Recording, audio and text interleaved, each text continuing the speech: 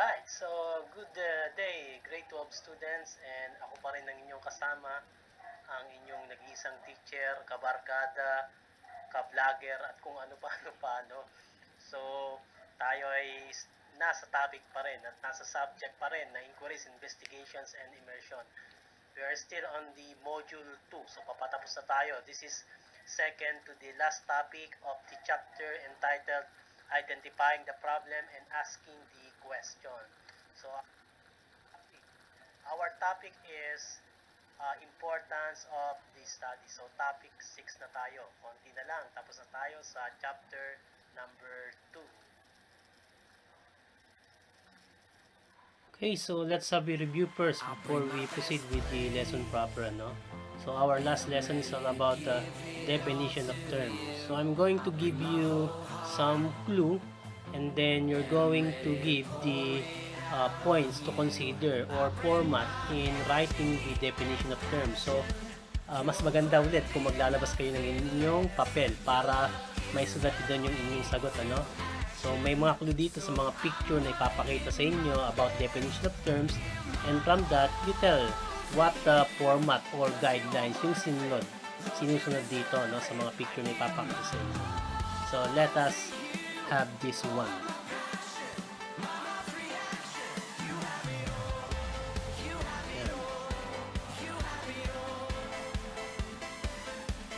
Okay. Right, so 5 seconds. Ayan na yung clue sa harap nyo, no?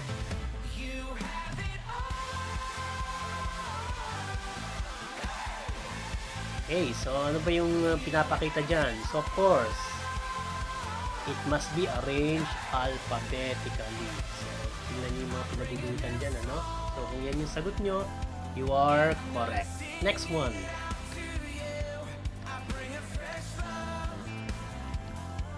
Yan. So, naglalabasan na yung mga kulon, no? So, ano kaya dyan yung dapat tandaan sa paggagawa ng definition of terms? So, anong guidelines yan? Right. So, 5 seconds.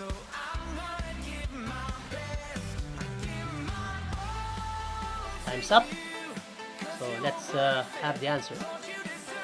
Okay. So, kung ganito ang sagot nyo, there must be defining words at the start of each sentence. You are again correct. Okay, so next one.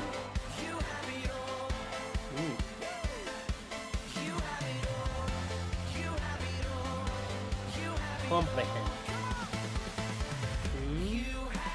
Okay, the icon B. So 5 seconds. Type the answer. Okay, so 5 seconds.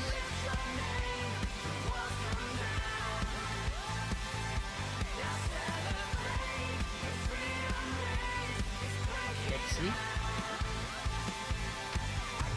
Yan. So words to be defined must be in bold format, followed by ital. So ganyan ba ang sagot nyo? Okay, so kung ganyan ang sagot nyo, kayo ay tama. Next. Tignan natin yung mga clue.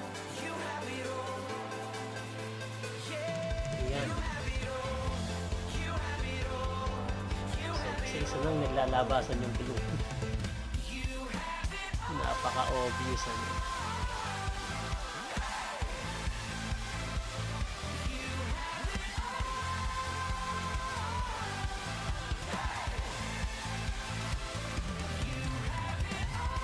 Alright, so 5 seconds. Ano kaya yung dapat sundin sa format ng paggawa ng definition of terms na napakita dyan? Okay, so time's up. So your answer must be, yan, there must be at least 10 important words included in this section. So kung ganyan, kahawig niyan ang sagot na isinulat nyo sa papel, kayo ay tama ulit. So next, let's see the clue. Yan. So yan lang ang clue, ano? So 5 seconds to answer.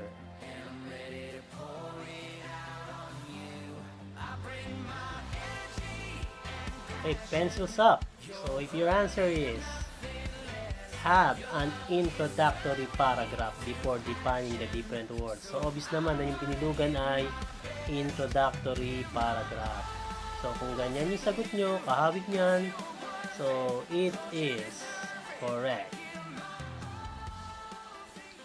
Alright, so in addition dun sa mga review natin, so tandaan nyo na yung definition of terms, it includes important terms or variables defined lexically or operationally based on the study.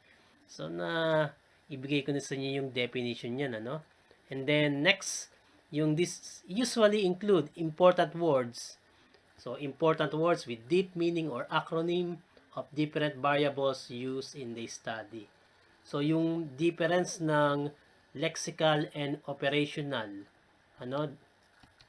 So, pag sinabing lexical definition, words are defined based on its meaning from the dictionary.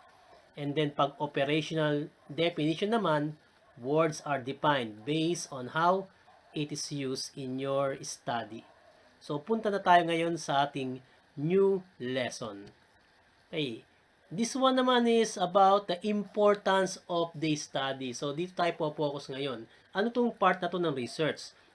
Okay. So, this part clearly explains the benefits or the help that the research can bring to solve existing problems which inspires the researcher to do the study. So, simple lang. Importance nga eh. So, ano ba yung kahalagaan ng inyong ginawang research? So, dito nyo siya ilalagay, ano? And how your research will help to solve the existing problem. So, ano yung mga content niya? Okay, so it must answer the following question. Kailangan ito yung mga masagot. Ito yung laman ng inyong importance of the study. So, first one, who will benefit from your study? Sino ang makikinabang? Is it the students? Parents? Si kapitan ba? So, specific person, magbigay kayo kung sino ang magbe-benefit from your study. So, next, kung hindi naman siya person, maaring isa siyang institution. So, what institution will benefit from your study? So, school ba ang makikinabang? Community ba? Government ba? So, you state it in the importance of the study, no? So, ilagay niyo yan, kasama yan, ano? And then, pangatlo, what is the output of your study and what are its benefits? So, yung expected output nyo na makatutulong para masolve yung na-identify yung problem sa research nyo ay dapat kasama rin. So, ano nga ba yung mga output na yan? Okay, yung halimbawa, action plan, advocacy video, policy recommendation, innovation, books.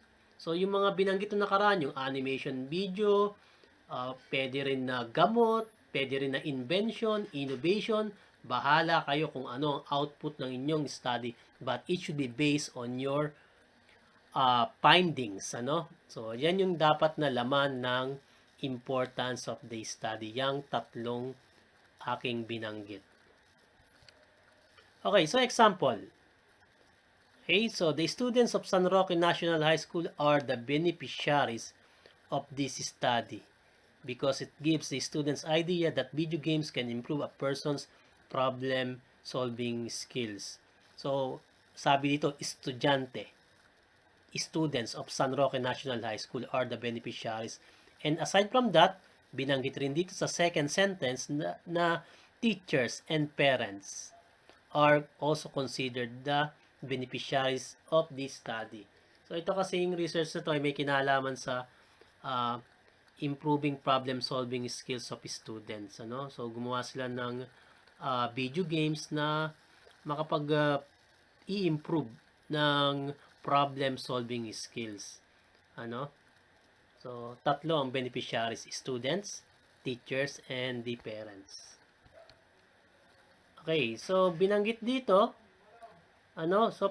binanggit rin dito na yung output of the study, no? So, as it said, video games nga yung naging output ng kanilang study, no? So, anong institution na makikinabang dito? Of course, ay school ang makikinabang, ano? School. In specific, who? The students, teachers, and the parents, ano? Kasi talagang mag-i-improve ang problem solving skills pagka nilaro tong video games na to. Okay. So with that, lagi niyong tatandaan, ang estudyanteng nangongopya kadalasan walang alam. So totoo yan, ano? So God bless you and keep safe.